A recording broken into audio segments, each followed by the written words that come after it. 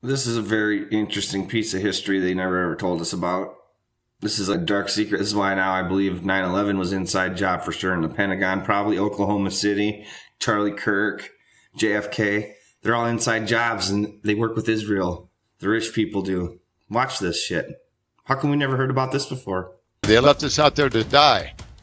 That's what our government wanted. That's what Israel wanted. They wanted to bring us into World War III. On June 8th, 1967, the USS Liberty, a U.S. Navy research vessel, a spy ship, was stationed in international waters off the coast of the Sinai Peninsula when, without warning, the ship came under attack by fighter jets and torpedo boats, resulting in the death of 34 American servicemen and leaving another 171 critically wounded. Just wait till you hear this motherfucker's story and how he could ever be a part of the United States again. Look at his face when he talks and his eyes, because he knows the fucking truth. And he has to live in denial. But the most shocking detail, the attack was launched by America's closest ally in the region, Israel. It was launched This is a by story us. you've probably never heard of before. And if you have heard of the USS Liberty, the story you've been told is probably not what really happened.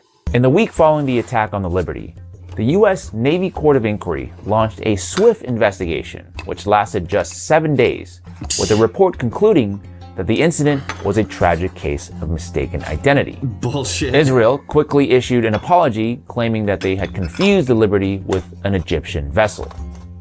The official narrative was set, and with the 6-day war ending in a decisive victory for They have this thing in Israel where it's expected of you to lie. Israel, establishing the then young nation as a new dominant name powerhouse for in it. the Middle East, leaders from both nations, including President Lyndon Johnson and Defense Secretary Robert McNamara, were eager to put the incident behind them.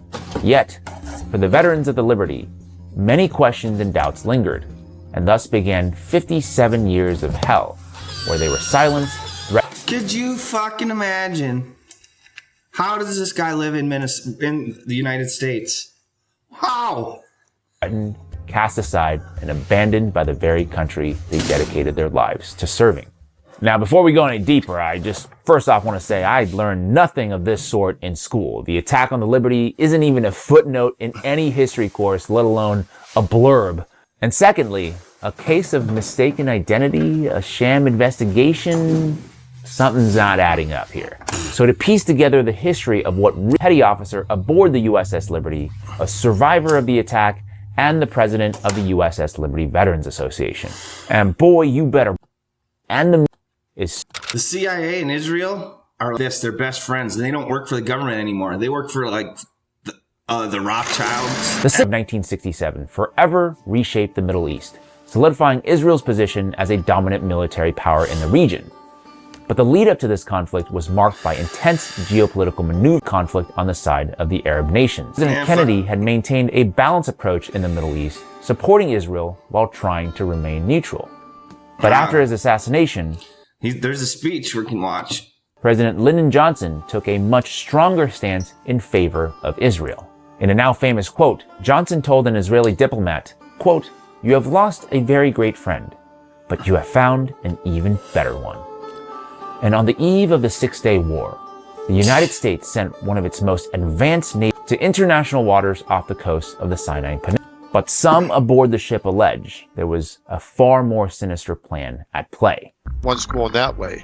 We were sent there by the Johnson administration with the Israeli government to sink that ship and blame it on the Arab states. On May 30th, 1967, That everything they do is allegedly in a false flag, and they're Mossad. You know what Krav Maga is? They're like Israeli fighting. It's all nut punches and throat punches and eye gouging, fish hooks. They fight dirty. They're the most dirty, rotten scoundrels on the planet.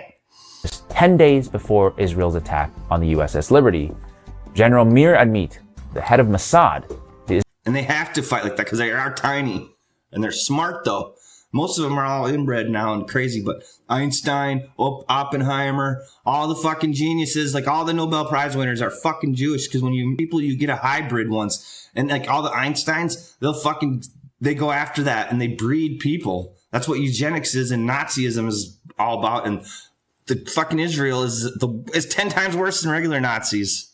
Israeli equivalent of the flew to Washington, D.C. for a series of secret meetings. The first person he went to see was James Angleton, then the CIA's head of counterintelligence. He then went to meet with CIA boss Richard Helms, and then finally a meeting with Robert McNamara, the Secretary of Defense. McNamara. I told him, look, we don't want even one soldier from you. All what we want from you to build two. So when I finished, he asked me, Shut up. how many? So I asked him, how? Boring. Conversation, so there was no doubt he was Oh, sake, let's get this going. This attack was planned a year in advance. Jim Ennis, an officer aboard. And think about the fucking Charlie Kirk shooting and why Cash Patel jumps in there. 33 hours and blah, blah, blah. Is all part of their plan, man. They want to attack the Messiah. They got to blow up that temple in Jerusalem. Like, I don't even know the name of it. It's got that dome. They're going to rebuild the third temple. But the Muslims, and at the Muslims' holy place, that's what they want to do. No way to do that without killing everybody on the planet, pretty much. The USS Liberty later found evidence, meeting minutes dated from April 1967 from a secret group called the 303 Committee that revealed the Liberty was part of a larger plan, codenamed Cyanide, devised by Israeli and American intelligence to invade Egypt and overthrow its government. Operation Cyanide was a joint Israeli-American venture. Yeah, we get it.